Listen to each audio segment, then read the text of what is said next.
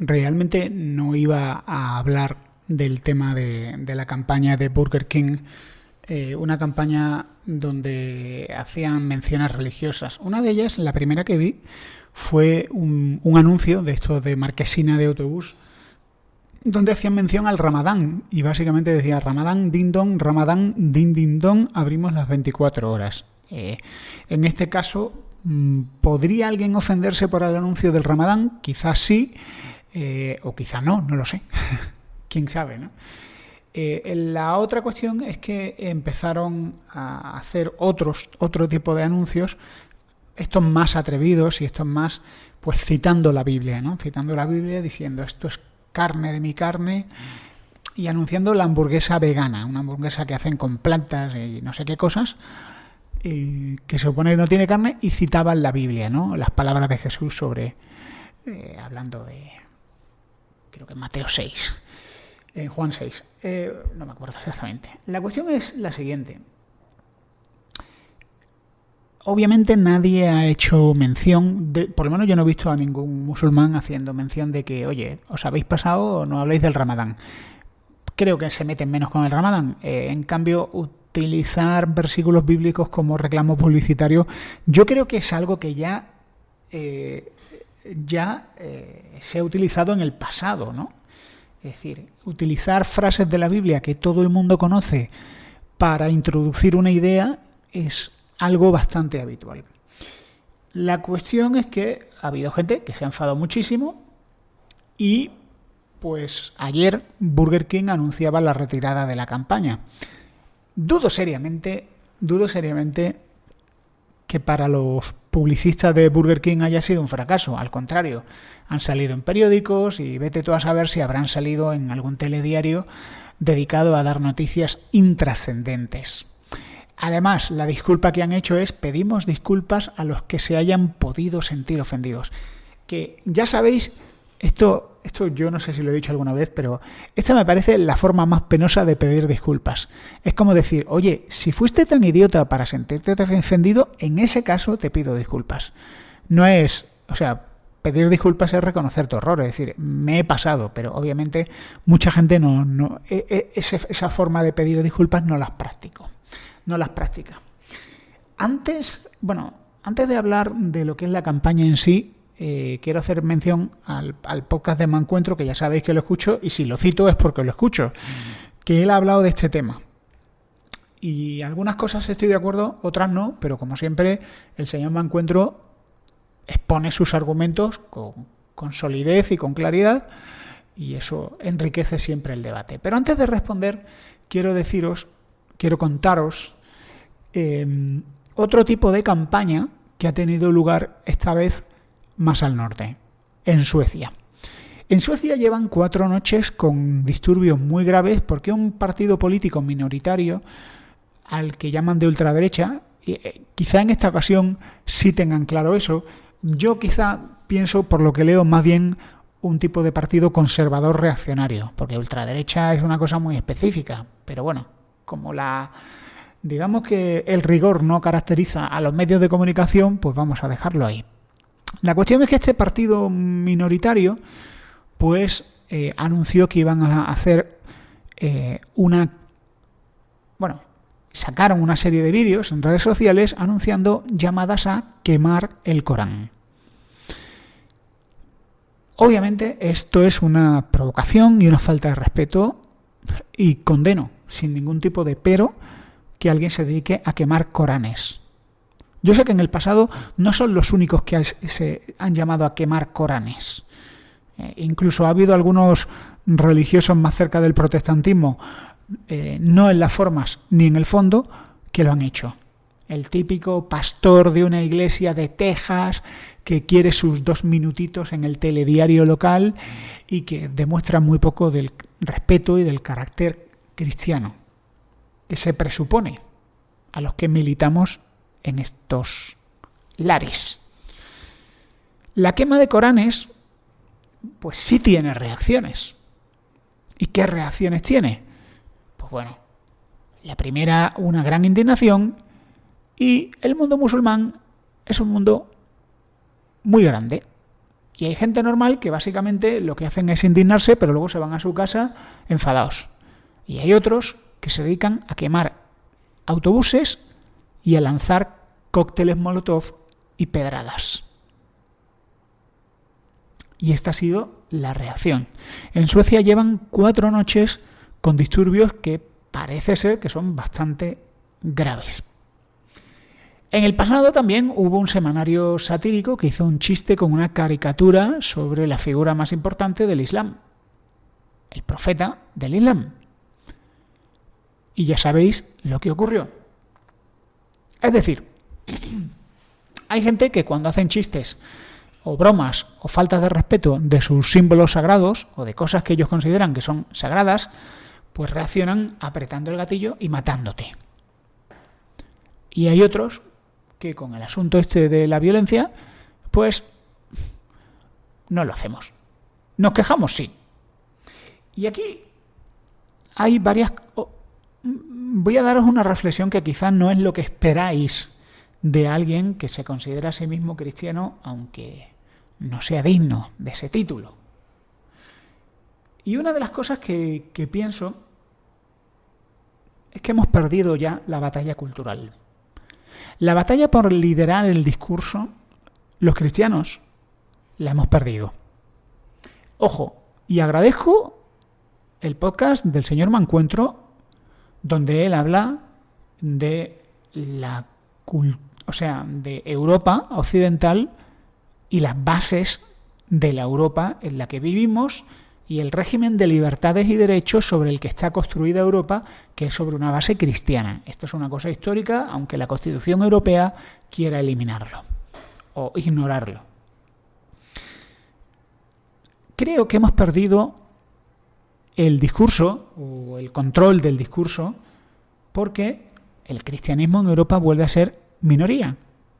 Es decir, en otras épocas el cristianismo religioso, formal, institucional, tuvo mayoría y tuvo el poder. Hay un autor que se llama Philip Yancey que dice que el cristianismo es saludable cuando está en minoría, pero cuando el cristianismo tiene el poder, se corrompe. Y creo que tiene razón. Creo que el cristianismo está diseñado para ser una minoría más o menos oprimida, más o menos ignorada, pero cuando los cristianos no tenemos el poder, pues supongo que no se nos meten los interesados, ¿no?, que se aupan al poder como si hubieran aupado a cualquier partido político de turno. Y los cristianos que quedan están a lo que están, no están para jugar al Monopoly. Por otra parte, el Islam está diseñado para ser hegemónico. El Islam no es solo una religión. El Islam es mucho más que una religión. El Islam es derecho civil, es derecho penal, es gobierno, son leyes. El Islam es una cosmovisión que aspira a gobernar. Mientras que el Islam en minoría, pues es una minoría religiosa que sueña con tener el poder. Fijaos la gran diferencia en ese aspecto, y ese es solo un aspecto, entre el Islam y el cristianismo. El cristianismo no debería aspirar a tener el poder civil, ni el poder secular. El Islam sí. De hecho, el cristianismo, en el momento que se dedicaran a hacer, como algunos sueñan, ¿no?, leyes cristianas. ¿Qué son leyes cristianas? ¿Leyes para que la gente finja que es cristiano? Porque el cristianismo que yo leo cada día en las páginas de mi Biblia tiene más que ver con un cambio interior que con un cambio aparente. En el Islam, hacerte musulmán es recitar una oración y mantener una serie de mandamientos muy pequeños, muy mínimos. De hecho, en el mundo islámico, y yo leo el boletín de Puertas Abiertas, que es una ONG que se dedica a proteger a los cristianos que sufren persecución en los países musulmanes, tú, en un país musulmán, si tú te bautizas en privado, practicas el Ramadán, no haces tu fe cristiana la mantienes restringida al ámbito estrictamente privado, tú no vas a tener problemas. te van a dejar en paz. El problema es cómo no quieras mantener las formas, porque en el Islam las formas son muy importantes. Y en ese sentido lo que quiero decir es que los cristianos, cuando sale una campaña como esta, la de la hamburguesa, citando la Biblia, citando palabras de Jesús, o cuando salen obras de teatro pagadas con fondos públicos, desde Dios no tiene vagina, o Jesús homosexual, o cualquier otro tipo de certámenes fotográficos como han aparecido con la Virgen María fingiendo ser una prostituta, pues obviamente digamos que lo único que podemos hacer los cristianos es patalear, quejarnos. Claro, cuando los cristianos reaccionamos ante obras blasfemas, ¿qué es lo que recibimos como respuesta?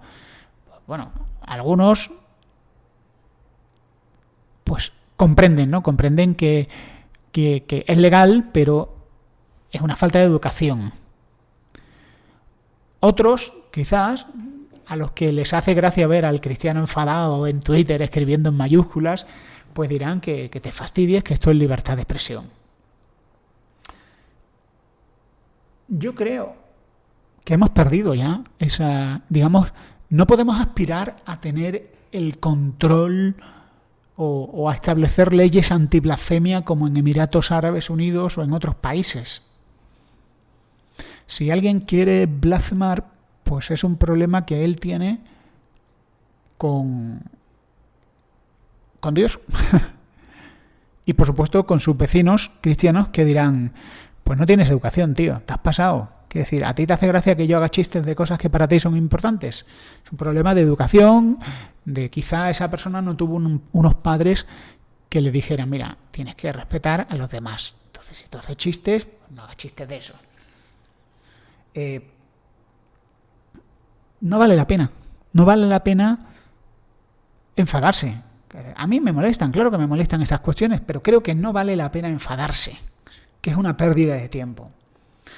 Pero hay una cosa más a la que voy, y esto para mí es muy importante.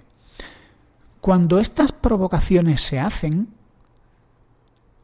los que las hacen buscan una reacción, que esa reacción puede ser vender más hamburguesas.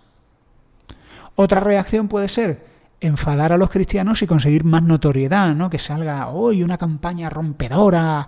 Quiero decir, han conseguido tener la atención de los demás.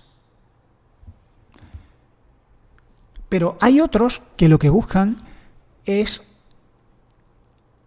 conseguir reacciones de cristianos enfurecidos, para de esa manera retratar a los cristianos como miradlos, ¿veis? Son unos intolerantes. Nosotros somos tolerantes, nosotros que nos reímos de todo, bueno, de todo, ¿no? De casi todo, porque hay cosas que sabemos que si nos reímos puede que nos metan un tiro entre ceja y ceja. Pero miradlos, son intolerantes. Los realmente peligrosos son ellos. Ellos son los peligrosos. El cristiano que escribe en mayúscula y te desea que ardas en el infierno, míralos, pobrecitos, es que son unos brutos medievales. Entonces, y es fácil conseguir ese tipo de reacción, porque, y más en Internet, os aseguro que yo no he visto todas las reacciones en Twitter, pero estoy seguro 100% de que habrán salido por ahí tweets llenos de faltas de ortografía mayúsculas, demostrando actitudes muy violentas en el nombre de Dios y del cristianismo y del pacífico cristianismo, deseando todos los males. Pero bueno, quiero decir, esto es obvio, hay que reconocerlo. O sea, siempre hay gente exaltada. La cuestión es que esta gente exaltada no refleja al fundador de una religión que, estando crucificado, decía, perdónalos porque no saben lo que hacen. Entonces, puedes estar del lado del crucificado o estar del lado de los crucificadores. Y a veces los cristianos, con sus actitudes, demuestran estar del lado de los crucificadores, de la turba que pide violencia y sangre. Así que, quizá, yo no sé cuántos creyentes escuchan este podcast, pero quizás piensa en esto.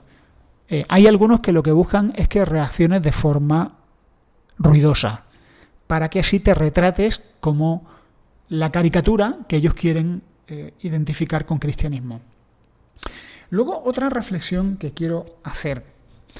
La fe religiosa no es patrimonio de la derecha ni de los conservadores. Que hay algunos que dicen, no, porque es que la derecha, y hablan de la derecha como una derecha religiosa que no existe. No existe. Sí es cierto que hay muchos cayetanos y muchos pijos que son de misa, pero en el fondo esta gente, su religión es el dinero. La fe religiosa o la fe cristiana no es patrimonio de los poderosos ni de la gente que vota en un sentido. La fe religiosa es patrimonio de los débiles. Y esto es muy importante. ¿Por qué? Porque es patrimonio de los que son provocados, pero no van a reaccionar con violencia. Es decir, obviamente, este tipo de provocaciones y de blasfemias, y me acuerdo, y lo de la hamburguesa casi que me parece una tontería.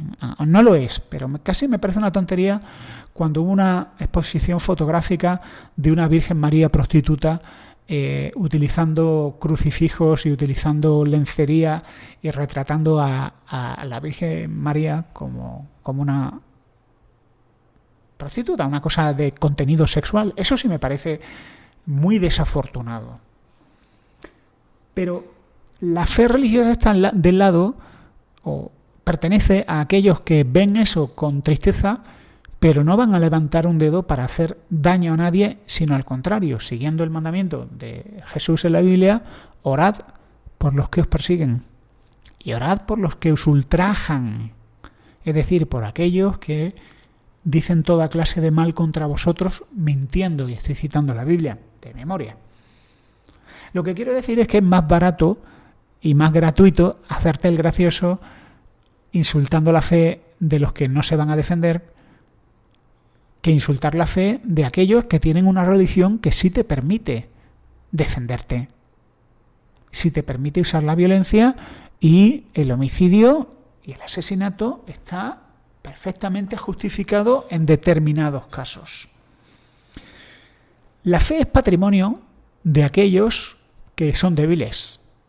Los poderosos ya tienen su Dios, que es el dinero, y el poder, y la representación en el Parlamento.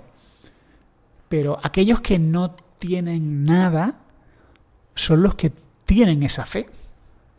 Y os cito un par de casos. El famoso Sermón del Monte, pues habla de aquellos, cuando dice bienaventurados o doblemente dichosos, dicen otras traducciones, los pobres. Aquellos que son conscientes de su necesidad espiritual, dice otra traducción de la Biblia. Bienaventurados los pacificadores, los que trabajan por la paz. Bueno, bienaventurados los que sufren. La fe cristiana pertenece a la gente débil, al cristiano que canta en los campos de algodón y sueña con esa vida mejor que Dios le promete.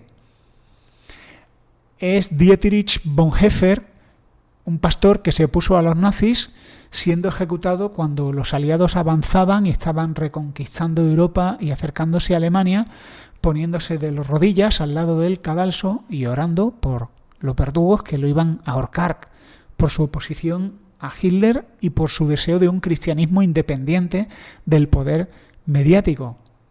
Es la fundadora de la Cruz Roja, o es el movimiento abolicionista en Inglaterra, que justificaba que los esclavos eran personas igualmente dignas y creadas por Dios.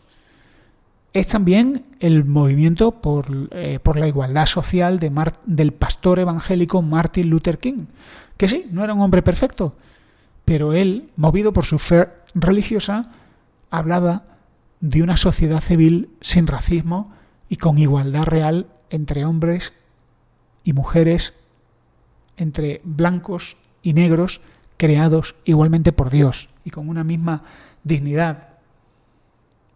Y la lista sigue y sigue. Las provocaciones son un signo de debilidad, y las provocaciones retratan a los que las hacen. Así que creo que no vale la pena defenderse, lo digo en serio.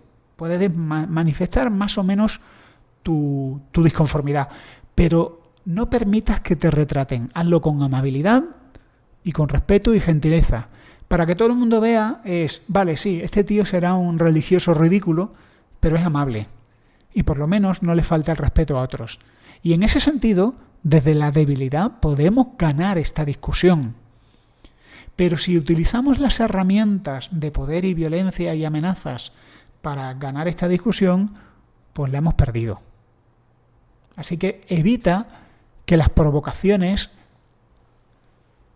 te fuercen a ser algo que tú no eres ni quieres ser. Las provocaciones son un signo de debilidad porque se basan en un contexto de respeto de libertades civiles y de derechos humanos, un contexto que, como bien decía Tejedor, está construido por una antigua civilización cristiana que ya no existe. Solo nos quedan las instituciones y leyes con esa inspiración. Porque si estuviéramos en un contexto de civilización islámica, esto no se podría dar. Si estuviéramos en un contexto de civilización soviética, inspirada en el comunismo, el Estado tiene el poder y el Estado decide qué está bien y qué está mal, y el Estado pues va a echar mano de la violencia para hacer, si a alguien se le ocurre hacer chistes de Lenin, del materialismo dialéctico o de la colectivización o del líder del partido. Tú no puedes hacer chistes de nadie, de ningún partido, y menos del partido. Así que estas provocaciones son un gran signo de debilidad. La debilidad de ellos, que ignoran sobre el terreno que están pisando. Y también ignoran, como bien decía Tejedor, que están sentados en una rama, están cortando la rama, pero han olvidado que en el momento que corten la rama están sentados en el lado equivocado de la rama, se caerán. Porque lo que viene de una Europa poscristiana es otra cosa que todavía no sabemos muy bien qué es, pero que os aseguro que es muy diferente a lo que vivimos ahora. Y hay otra cosa también muy importante. Las provocaciones ponen de manifiesto que la fe es algo relevante. Lo es para muchas personas. Porque obviamente, si esta campaña de Burger King o otras campañas que se han hecho en el pasado y que se seguirán haciendo, si alguien hubiera hecho un chiste sobre el hada de los dientes o el ratón Pérez o Papá Noel, pues no tendría ninguna repercusión. Quedaría como, mira, qué gracioso el ratón Pérez o la figura o el viejito pascuero, o como lo llamen en otros países, ¿no? No tendría la fuerza que tiene esa provocación. Pero este tipo de anuncios ponen de manifiesto que la fe en Dios, el cristianismo, es relevante. Es muy relevante hoy en día. Y tiene el poder, por lo menos tiene el poder de herir a aquellos de los que te estás riendo.